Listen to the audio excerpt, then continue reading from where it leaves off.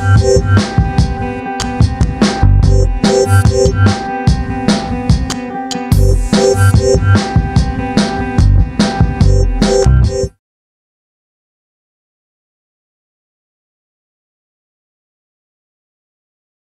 would like to invite two people on stage, Bill Thompson, technology critic from the UK, and Philippa Martin-King. They will do a double act. I have no idea what they prepared. They spent the whole afternoon preparing. Let's see.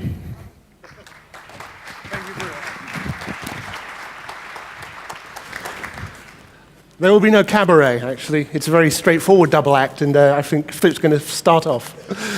Yes, I'm here to talk about the banner of WattWatt and why WattWatt might have something to do with sustainable development and climate change. You have the title Electrifying Difference to Climate Change. Why electricity? Electricity, boring thing really, technical, comes out of a plug in the wall, but why is electricity important to us? What are you all using today here in the room? Electricity. So, how does that relate to us as individuals? It's easy, actually. Human beings, that's all of us here, I assume most of us are from the planet Earth, have had a massive impact on the Earth in the last few thousand years. And we've been throwing carbon dioxide into the atmosphere with very little concern for the consequences. And as a result, we're watching weather patterns change, we're watching significant impact on the way that we human beings operate on the Earth. We're seeing changes in coastlines, we're seeing changes in the weather, all sorts of consequences. In fact, many geologists are now arguing that we've left the Holocene era and we've entered the Anthropocene era, of a new era of geological time characterized by the impact of human beings on the environment that will be laid down in the record and be observable by people in thousands and millions of years' time. But if you're like me, then you don't live so much in a carbon economy as in a voltage economy. What really counts is not so much the carbon load as the availability of voltage differences. For our laptops, for our MP3 players, for our mobile phones, for our Blackberries, for all of the other devices that everyone in this room relies on every moment of the day. So electricity use is a big part of the problem. A lot of that electricity is generated from fossil fuels, so there's a direct link between our usage of electricity, sustainable development, and the carbon economy. And so I'll take over. Electricity, how do we deal with it? There's a lot of legislation coming out, but legislation isn't all of it. There is a certain amount of standardization, not to be confused with legislation. Legislation is something that governments have to deal with. Standardization is something that organizations like the IEC, who support WattWatt, are dealing with. Now, standardization really means interoperability, making your life easier so that things can work together. You land in Geneva Airport, you've come from the UK, like Bill Thompson did today, and he expects the moment he gets into Geneva Airport, he can get his computer out and he can talk to me off his computer. He can use his mobile phone. This is all standardized technology, nothing to do with legislation or governments. But standards, if we had anything to do with it, of course, we'd all be using the same plugs, wouldn't we? That's not quite standardized yet. The thing is that the ICT systems we are all using were largely developed and designed in a time before we were aware of these issues. That they use electricity with massive profligacy. They just don't care about their consumption. We have step-down transformers that don't work very well. We have different voltages required by different circuit boards in the same computer. We have standby systems that don't actually save much on energy. We have a whole load of issues to deal with in the IT community that we're only just starting to think about seriously.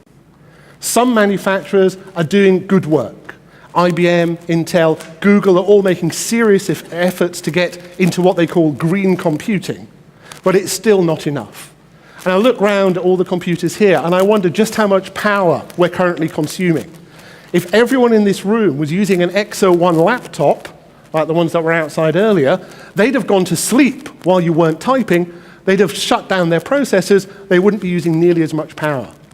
So we are already part of the problem. The question is whether we can be part of the solution. That's perhaps where the individual comes into it, and where what might have an importance, and certainly should have an importance for you as an individual. We've talked about standardization made for organizations. We've talked about legislation made for governments, or governments legislate, tell us what to do. Most of us are free-minded people. We don't like being told what to do. But if we have an opportunity to be able to say to others what we think we should do, or how we think other people should act, or how we act at home, we might actually not only influence our peers, but actually feel a lot better and start practicing a little of what we preach. So, WattWatt is a site in which the individual has a say.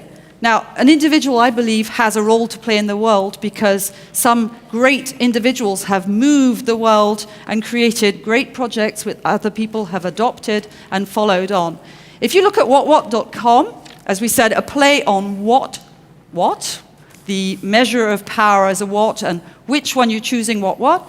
WattWatt.com, you can enroll as a WattWatter, and you can put your point of view there, and the likelihood is that somebody in the world who's a standardization person, somebody from a standardization organization, perhaps a government, or somebody who has the legislative role to play, might take up something you've put there, and certainly you can manage to talk to people across the world using WattWatt, and perhaps put out some good practice that other people might have heard about but not adopted.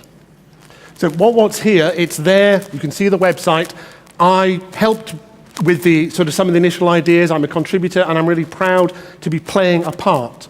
But it is very much a start. And I think we all need to be more involved. We need to put pressure on the people who manufacture our favorite laptops so that they're energy efficient as well as being just environmentally defensible. We need to ask our ISPs what they're doing to minimize their carbon loading. We need to turn off the machines, we need to unplug the transformers, we need to take all of those small steps in our personal use of electricity so we can then have something approaching the moral high ground when it comes to asking the politicians for the much bigger changes which we're going to need in the global economy. So that's what we can do, but this generation has to look to the future too. And the future is not in us. In 2030, will most of us be retired and on the way out? Or dead. Our children, or dead. Our children will be here to take over our children's children. So tomorrow's future is going to be dealt with by youth. And so we've launched Care for It, but we'll come back to that a little bit later. Thank you.